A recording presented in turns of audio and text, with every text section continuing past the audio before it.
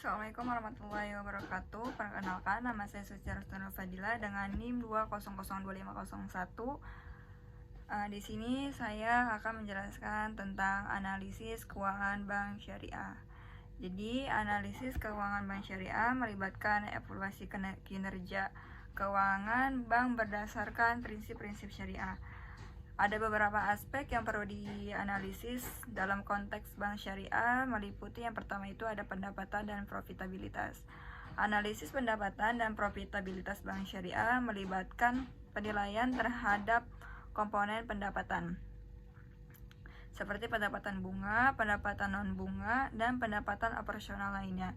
Selain itu, profitabilitas bank syariah dapat diukur dengan menggunakan rasio profitabilitas seperti return of asset atau ROA dan return of equity atau ROE. Kemudian selanjutnya ada aktiva dan kualitas aset. Analisis kualitas bank syariah melibatkan penilaian terhadap portofolio pinjaman dan investasi bank. Rasio-rasio seperti non-performing financing atau NPF, financing to deposit ratio atau FDR, dan loan to value ratio atau LTV digunakan untuk mengukur kualitas aset bank dan tingkat risiko kredit. Kemudian yang selanjutnya ada modal dan keuangan. Analisis modal dan keuangan bank syariah melibatkan penilaian terhadap tingkat kecukupan modal bank untuk menghadapi risiko dan memenuhi persyaratan regulasi.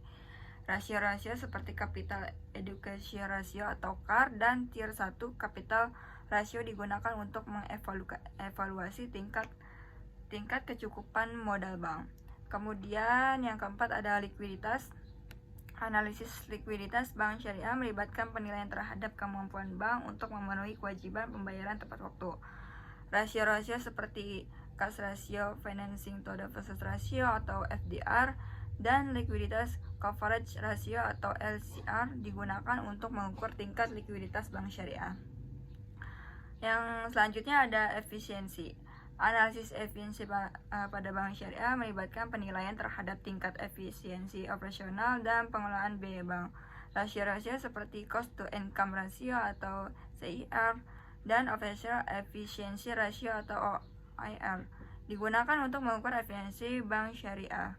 Selain itu, dalam analisis keuangan bank syariah juga perlu diperhatikan aspek-aspek syariah seperti kepatuhan terhadap prinsip-prinsip syariah, penggunaan dana sesuai dengan prinsip syariah, serta transparansi dalam pelaporan keuangan sesuai dengan standar akuntansi syariah.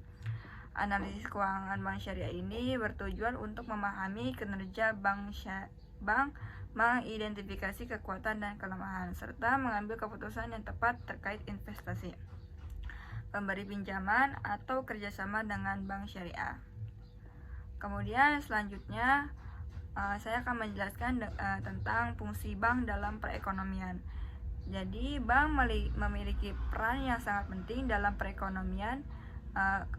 Berikutnya ada beberapa fungsi utama bank dalam perekonomian. Yang pertama, bank sebagai alat intermediasi keuangan. Salah satu fungsi utama bank adalah melakukan intermediasi keuangan antara pihak yang memiliki kelebihan dana atau depositur dan pihak yang berkebutuhan dana atau debitur.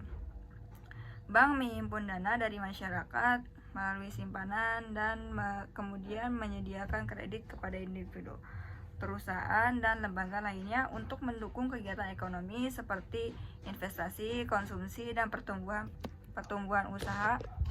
Kemudian yang kedua, untuk mengelola risiko.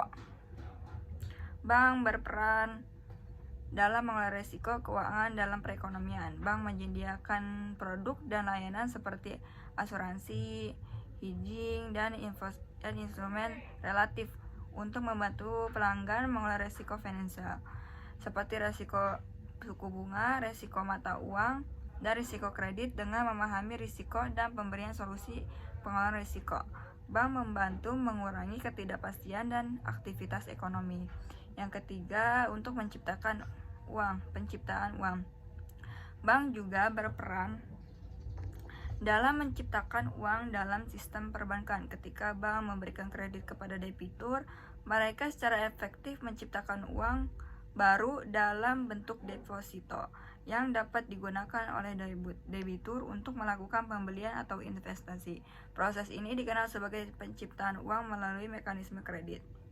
Yang selanjutnya, penyediaan layanan pembayaran. Bank memfasilitasi transaksi keuangan